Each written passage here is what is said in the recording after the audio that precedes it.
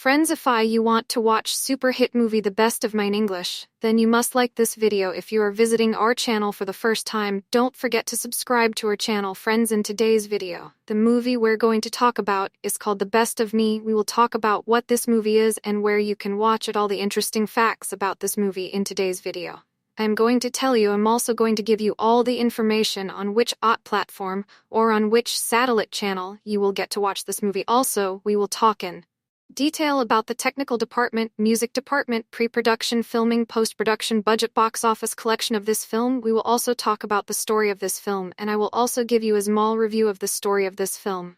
Apart from this, we will discuss about the facts of this film's storyline, star-cast actors' performance in the film, and which character has played which role. That's why I request you friends to watch this video till the end, so let's start the video.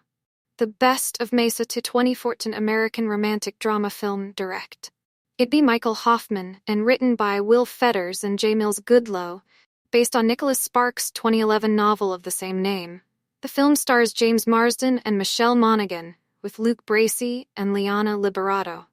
Plot: the film, the story of Dawson and Amanda, moves between alternate scenes of the couple's relationship in 1992 and their current separate lives. Dawson Cole works on an oil rig off the coast of Louisiana. An explosion on the job nearly kills him, throwing him into the water, but miraculously he survives. After his recovery, months later, Dawson learns that his close friend and surrogate father, Tuck, has died, so he returns home for the first time in almost 20 years to carry out Tuck's final wishes, with the deceased's appointed lawyer. When he arrives at Tuck's house, Dawson is surprised to find that Tuck arranged also for Dawson's high school girlfriend, Amanda, to join him. It seems that Tuck's intention was to heal some old hurt between them. However, Amanda is now married. Dawson was born into a notorious criminal family with its abusive father.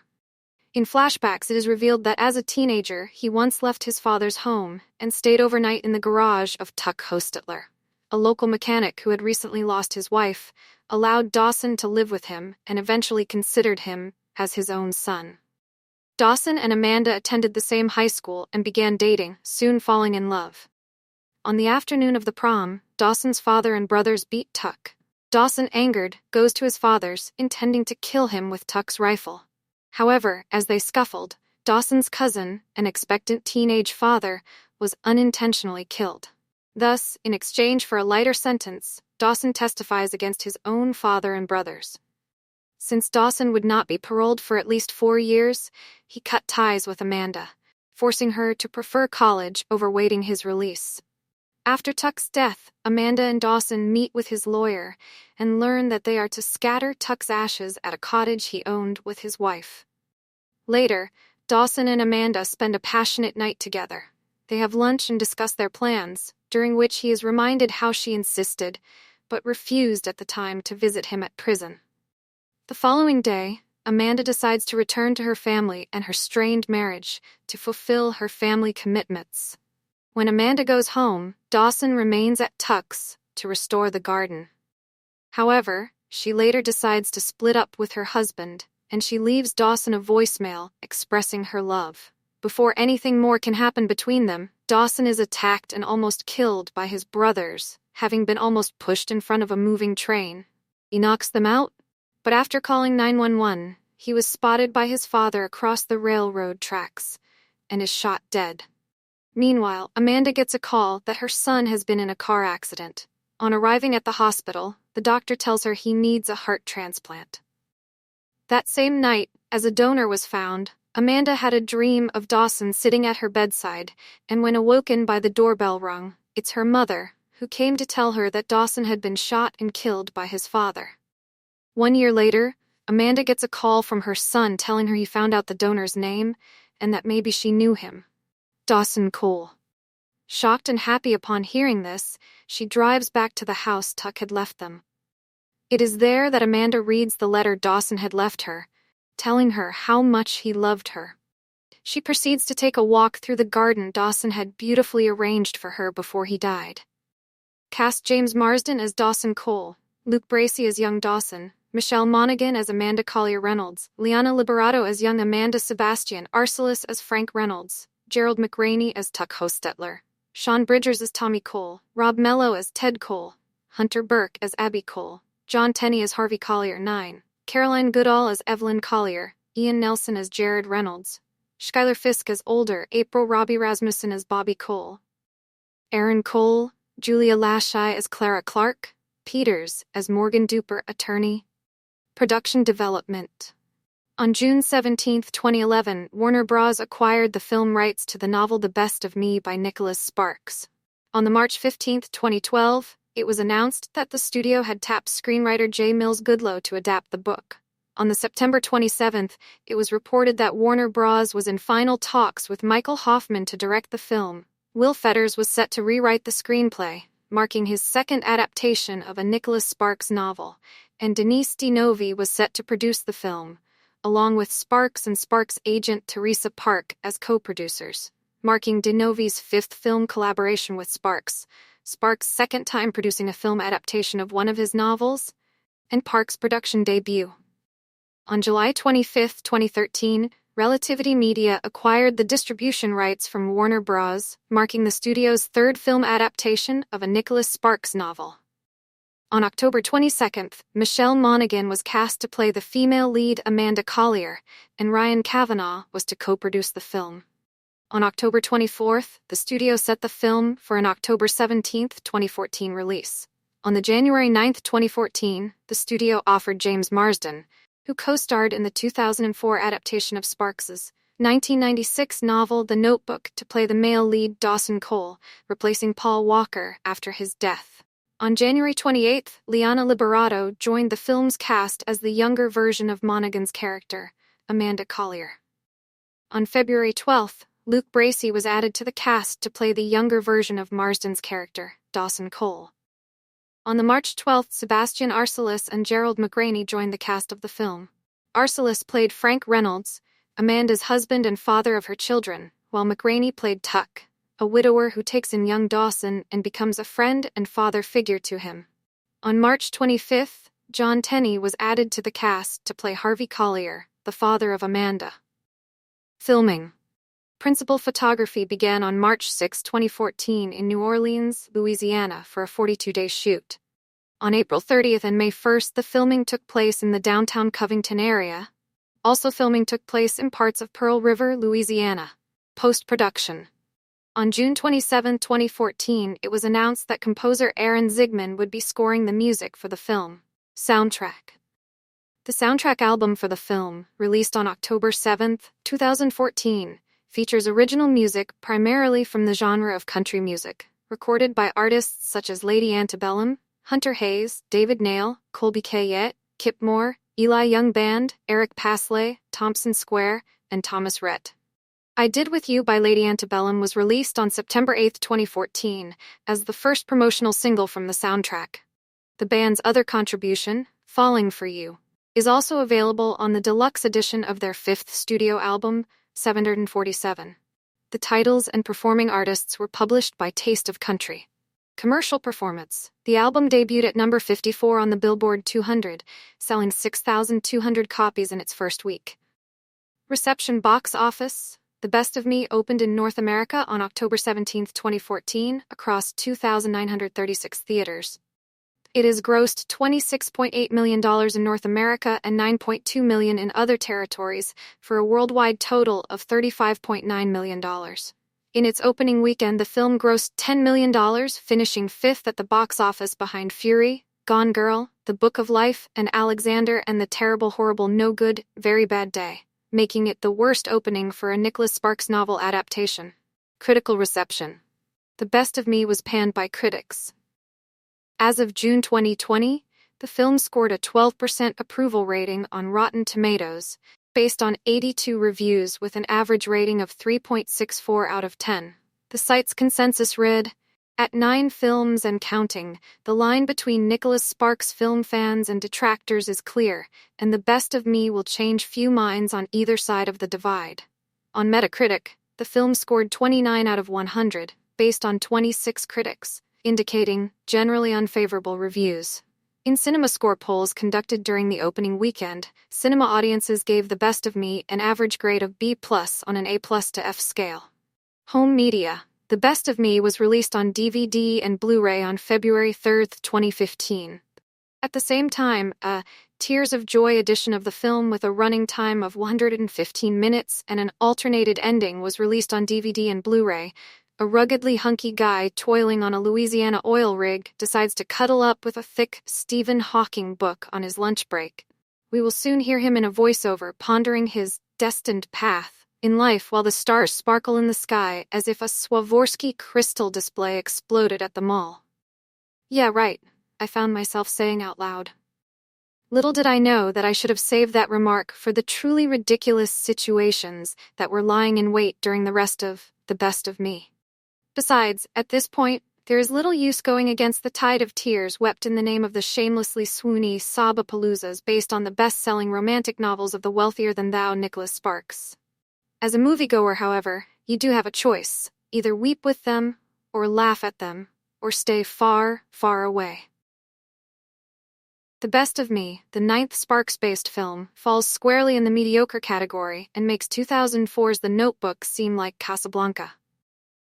It revolves around a second chance at true love as high school sweethearts are reunited after 20 years following the death of a mutual friend. The aforementioned hunk is Dawson, James Marsden, a loner of few words who scored 1520 on his SATs, yet settled into a blue-collar job. At least it is an excuse to see what Marsden would look like as the construction worker in The Village People. Amanda, Michelle Monaghan, is an upper-class housewife who dotes on her teen son and bitterly weeps over her crumbling marriage to a self-involved twerp, who is an alcoholic, workaholic, and all-around jerkaholic. She and Dawson both return to their hometown for the reading of a will of a man named Tuck. Soon they are riffling through the goodies of a fairy tale cottage they have jointly inherited, that is straight out of a Thomas Kincaid painting, complete with oaks draped in Spanish moss, fields of rosy posies ripe for the picking, and an old-fashioned swimming hole. Cue the flashback to 1992. Even though it seems more like an Ozzie and Harriet episode, with its soda shop named Squeals, than the year when Nirvana's Nevermind topped the album charts and Reservoir Dogs was released. The teen Amanda, played by Liana Liberato, is an outspoken lawyer wannabe rich girl with a very strange penchant for backless attire who pursues the withdrawn Dawson, Luke Bracey, in the most wholesome way possible. Sparks eventually fly, including a requisite smooch in the rain, despite their desperate backgrounds and personalities. Time for another, yeah, right. Complicating matters is that Dawson is a member of a notorious coal clan of white trash swamp rat outlaws. They, too, appear to be from discordant time periods. Dawson's nasty redneck daddy, who can't keep his fists to himself, could be trying out as a member of the Barrow gang in Bonnie and Clyde. Meanwhile, his gap-toothed, mullet-headed hench brothers might be related to the meth lab backwoods lowlifes in Winter's Bone, by way of Deliverance. Basically, these portions feel like an old SCTV skit that never made it on air. However, the most distracting and near-fatal incongruity is the choice of Bracey as the younger Dawson. There is no way and no how that this actor would ever grow up to be Marsden. For one thing, he actually looks older. Not only that, he doesn't look, act, or sound like him. What is even sillier is when Monaghan's Amanda makes the observation to Marsden's Dawson, as they find themselves falling for each other again, that, somehow, you've gotten better looking. And she is, of course, right. The one pleasant respite is whenever Gerald McRaney shows up in the flashbacks as Tuck, a gruff, yet caring former military man and widower who becomes a second father to Dawson after he runs away from home. And pros that they are, Marsden and Monaghan make for a very pretty couple as they manage to stay committed to their characters, no matter what trite nonsense trickles out of their mouths. At a certain point, though, the coincidences and tragic incidents start to pile up at a startling rate, and nothing can be taken seriously. Not that you don't see these developments coming from miles away. If a pediatric cancer charity is mentioned, a kid will end up having cancer. If a parent hosting a fancy party asks his daughter's dirt-poor suitor to check out his collection of vintage cars, the door will soon be shown. If someone is told to be careful behind the wheel, a car crash is not far behind. If a vehicle waits as the lights start to flash at a train crossing, something bad is about to occur. And if a character reveals that they once had a drinking problem that is now under control, they will be shown popping a cork on a wine bottle for a cozy dinner for two in the very next scene and downing Budweiser's, the official beer of rekindled affairs, apparently while on a picnic. No, that last bit doesn't make sense, but little of the best of me does. Appealing performances by Michelle Monaghan and James Marsden can't save this latest Nicholas Sparks adaptation. There's something unmistakably poignant about the sight of Michelle Monaghan and James Marsden circling each other with barely concealed romantic longing in The Best of Me. Though not for reasons anyone probably intended. The latest soap product to roll off the Nicholas Sparks assembly line. This tale of two former lovers reuniting after a 21-year separation also functions as a study of two terrific actors struggling to overcome the relentless mediocrity of their material. With its ill-motivated swerves into violent tragedy and the near-fatal miscasting of one pivotal role, the Relativity release seems likely to jerk as many laughs as tears from its target audience. Though Sparks fans might still turn out in sufficient date-night droves to continue the author's string of Hollywood hits. Sparks has cranked out a fresh slab of romantic hokum every year or so since 1996, and the studios have largely kept pace with his output, hitching themselves to a high-yield cash cow that has produced at least one genuine four-hanky classic, The Notebook, and any number of lucrative duds, The Last Song and The Lucky One, among others. Like many films adapted from the author's work, this time by writers Will Fetters and J. Mills Goodloe, with Michael Hoffman directing, The Best of Me spins a tale of young love imperiled by class prejudice, set against a curiously deracinated southern backdrop, and infused with the sort of fuzzy-headed spirituality that often finds its characters peering skyward, as though straining to see their fates written in the stars.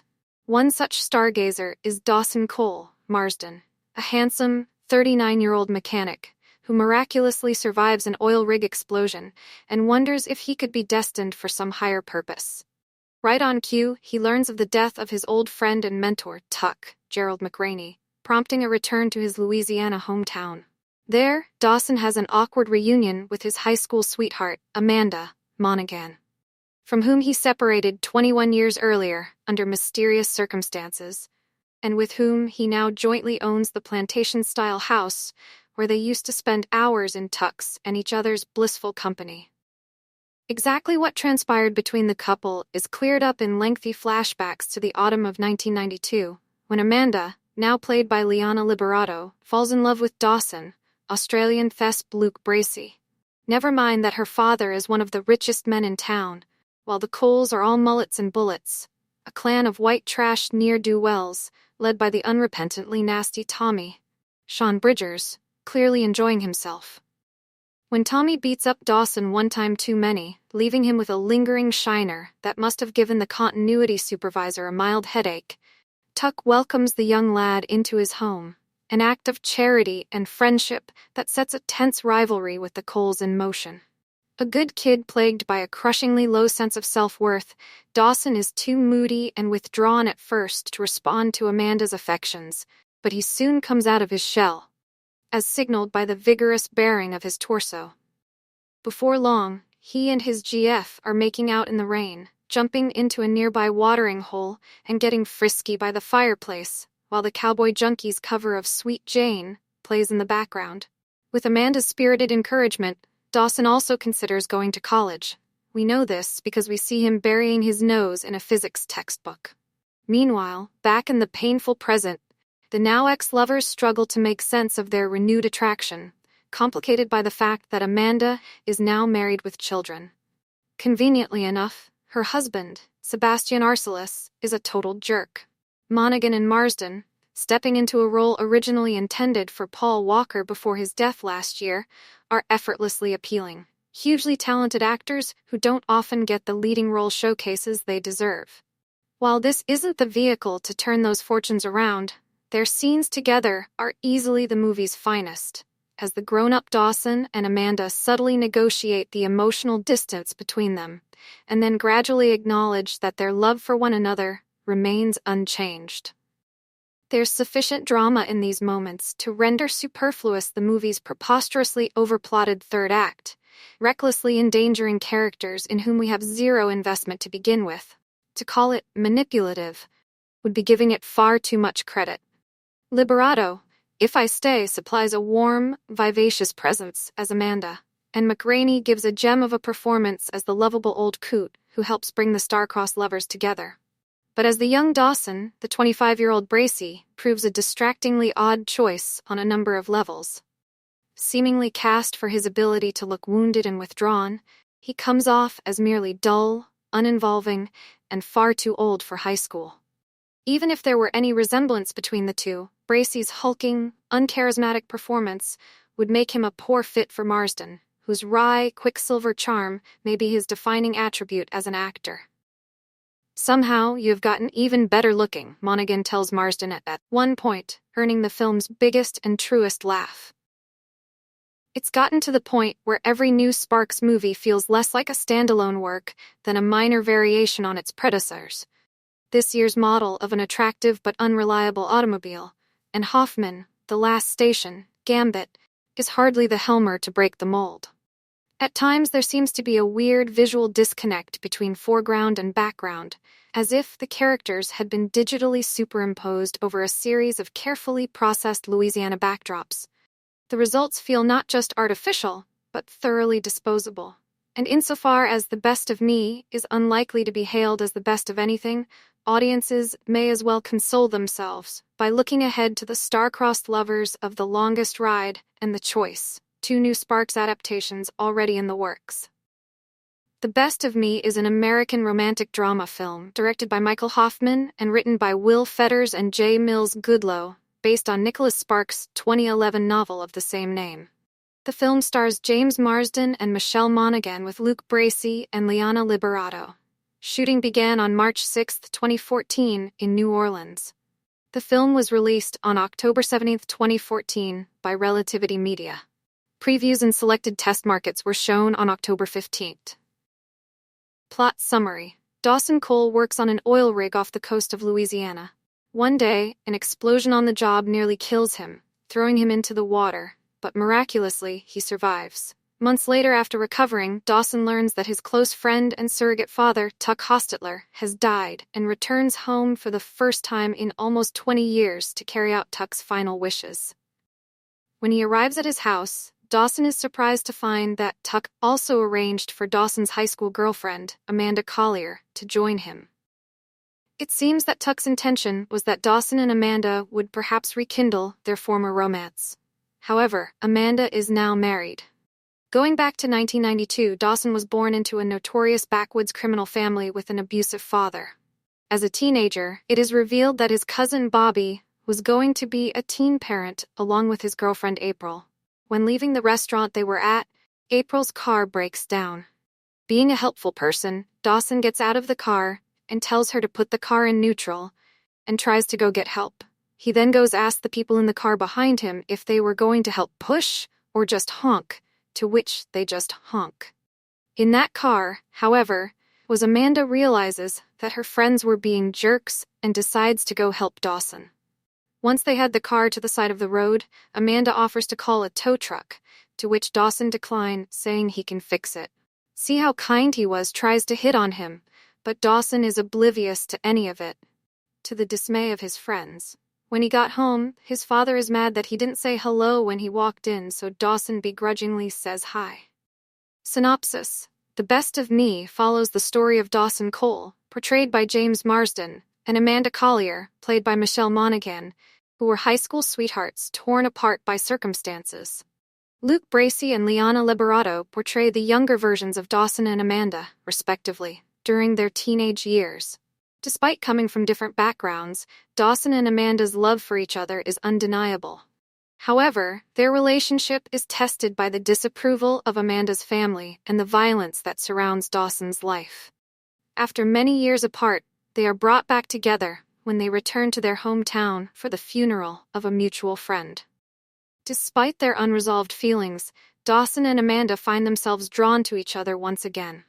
As they rekindle their romance, they must confront the painful secrets of their pasts and the obstacles that kept them apart. The film explores themes of love, loss, and second chances as Dawson and Amanda navigate their complicated relationship. Ultimately, they must decide whether their love is strong enough to overcome the challenges they face. The Best of Me. In The Best of Me, director Michael Hoffman takes audiences on a familiar yet emotionally resonant journey through the complexities of love and loss. At its core, the film explores the age-old adage that you never forget your first love, weaving together themes of young love, second chances, and the enduring power of connection. While the storyline may follow a well-trodden path of young lovers from different backgrounds, Hoffman infuses it with layers of depth and nuance, creating a narrative that feels both familiar and fresh. What truly elevates the film are the performances by its talented cast. Michelle Monaghan and Liana Liberato deliver powerful portrayals of Amanda, capturing the character's vulnerability, strength, and resilience across two timelines. Similarly, James Marsden and Luke Bracey bring depth and authenticity to their roles as Dawson, infusing the characters with a sense of longing and regret that resonates with viewers. The chemistry between the actors, both young and old, is palpable, drawing audiences into the emotional core of the story. Adding to the film's appeal is its breathtaking cinematography, which showcases the picturesque scenery synonymous with Nicholas Sparks' adaptations. From sprawling landscapes to intimate moments, the visuals serve as a stunning backdrop for the unfolding drama, enhancing the film's romantic atmosphere and emotional impact. While The Best of Me may tread familiar territory for fans of romantic dramas, its heartfelt performances, compelling storytelling, and stunning visuals make it a worthwhile cinematic experience that is sure to leave a lasting impression. Monaghan and Marsden. Michelle Monaghan and James Marsden deliver stellar performances as the older versions of Amanda and Dawson in The Best of Me. Their portrayal of characters haunted by their pasts is both poignant and captivating. The chemistry between Monaghan and Marsden is palpable, infusing their scenes together with a sense of longing and regret. Each actor brings subtle nuances to their roles, adding depth and complexity to their characters. Monaghan's portrayal of Amanda is imbued with vulnerability and strength, while Marsden's performance as Dawson is imbued with quiet intensity and resolve. Their interactions are filled with a palpable sense of history, conveying the depth of their past relationship and the emotions that still linger between them, from fleeting glances to shared moments of intimacy. Monaghan and Marsden capture the essence of a love that transcends time. Their performances resonate with authenticity, making it easy for viewers to believe in the intensity of their past love and the complexities of their present circumstances. Overall, Monaghan and Marsden's performances elevate The Best of Me, imbuing the film with emotional depth and resonance. Liberato and Bracey. Similarly, Liana Liberato and Luke Bracey shine as the younger versions of Amanda and Dawson. Their performances are captivating and imbued with youthful energy and passion. Liberato brings a sense of innocence and determination to her portrayal of Amanda, capturing the character's sense of longing and yearning for something more. Bracey, on the other hand, infuses Dawson with a raw intensity and vulnerability, portraying the character's inner turmoil and struggles with authenticity. The chemistry between Liberato and Bracey is electric, igniting the screen with sparks of young love and desire. Their interactions are filled with a sense of urgency and fervor, conveying the intensity of their feelings for each other. From stolen glances to tender moments of affection, Liberato and Bracey effortlessly capture the essence of young love and the thrill of discovering a soulmate. Both actors bring subtle nuances to their roles, adding depth and complexity to their characters. Liberato's portrayal of Amanda is nuanced and multidimensional, while Bracey's performance as Dawson is imbued with a sense of longing and regret. Together, they create a compelling and unforgettable portrayal of young love that resonates with audiences long after the credits roll. Overall, Liberato and Bracey's performances in The Best of Me are nothing short of mesmerizing, elevating the film with their talent and chemistry. Found family director Michael Hoffman explores the theme of family, delving into the idea of found family and the impact it has on the lives of the characters. At the heart of the story is the family that Dawson finds with Tuck, a wise and compassionate older man who takes him in when he's running away from his abusive blood relatives. Tuck becomes a father figure to Dawson, providing him with the love and support he never received from his own family. Additionally, Amanda's family plays a significant role in the narrative, particularly her father, who disapproves of her relationship with Dawson due to their different social statuses. Despite the challenges they face, Amanda and Dawson find a sense of belonging and acceptance in each other, forming their own family unit. Their love transcends societal expectations and familial disapproval, serving as a beacon of hope and resilience in the face of adversity. As they navigate the complexities of their relationship, they lean on each other for strength and support, forging a bond that feels as strong as any blood tie. Ultimately, The Best of Me reminds viewers that family isn't always defined by blood, but by the connections we make and the love we share with those who truly matter to us. Through its exploration of found family, the film delivers a powerful and heartfelt message about the transformative power of love and the importance of belonging. A romantic, picturesque backdrop. In typical Nicholas Sparks fashion, The Best of Me showcases breathtaking scenery that serves as a picturesque backdrop for the unfolding romance. From sweeping coastal vistas to quaint southern landscapes, the film's setting is nothing short of stunning. Director Michael Hoffman utilizes these scenic locations to enhance the romantic atmosphere and immerse viewers in the world of the story.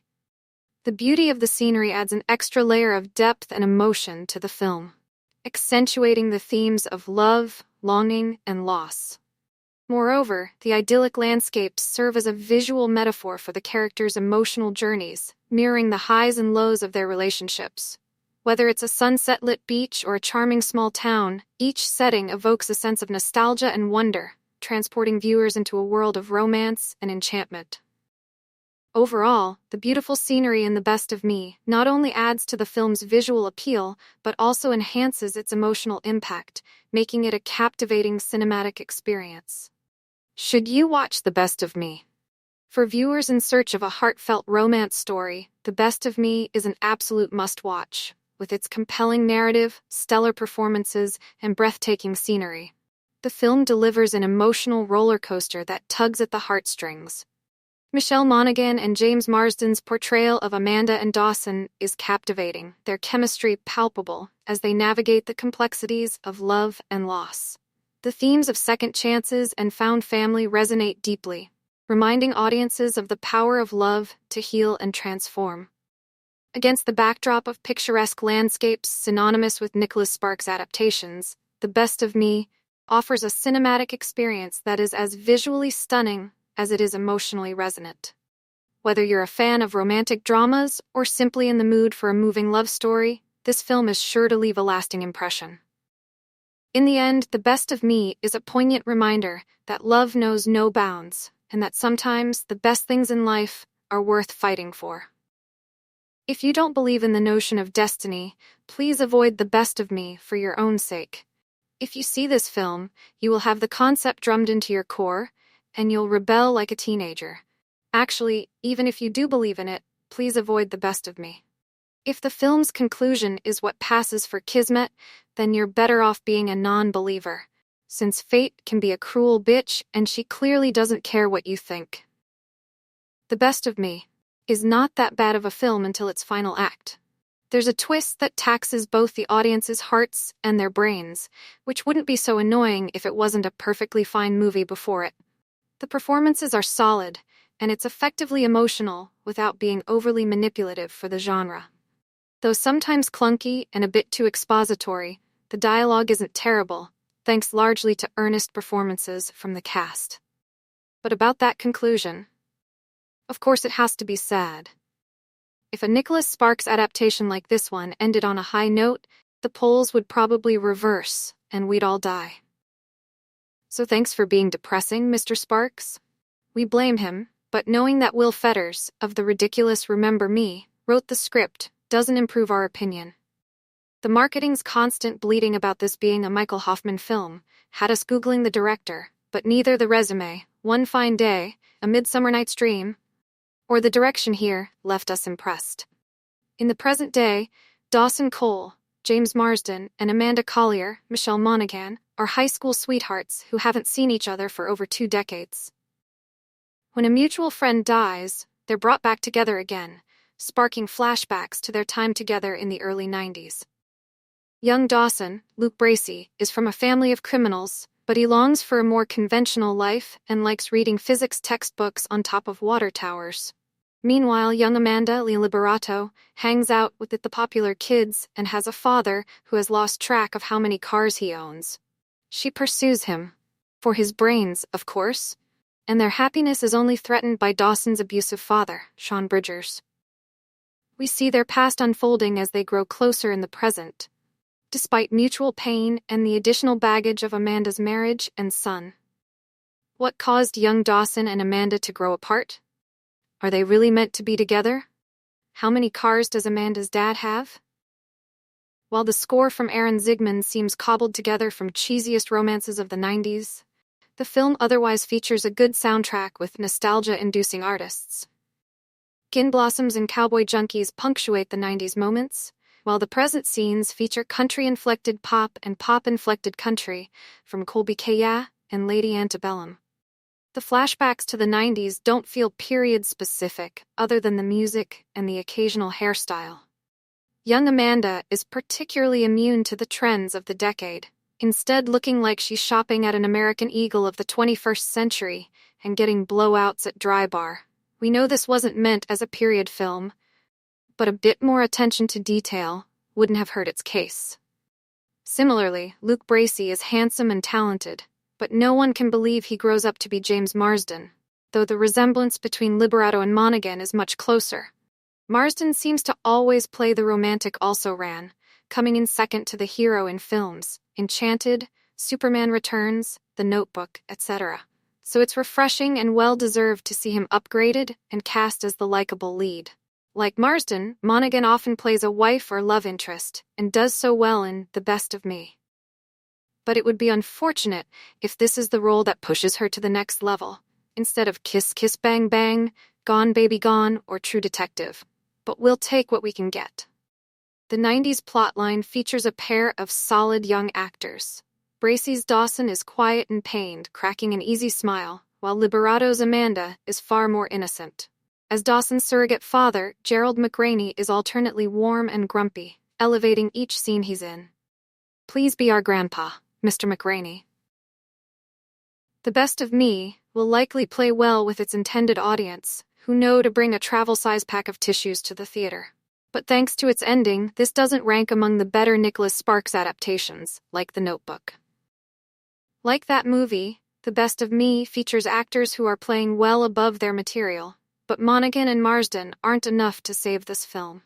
See directed by Michael Hoffman, written by Wolfts J. Mills, Goodloe produced by Justin Burns, Denise Noy Alison Greenspan Ryan Kavanaugh Nicholas Sparks, starring Michelle Monaghan, James Marsden, Luke Bracey Anna Liberato Caroline Gerald McCanny Cinematography Oliver Stapleton, indicted by music by Aaron Zigman, production company, Denoy, pictures distributed by Relativity Media release date October 17th in United States, running time 180 minutes country United States, language English, budget $26 million box office $35.9 million. So guys, this is their review of The Best of Memovie, and some information about it. How do you like our today's video? Please let us know by commenting, and if you like this video, please like it, share it, and don't forget to subscribe to our channel. Thanks for watching.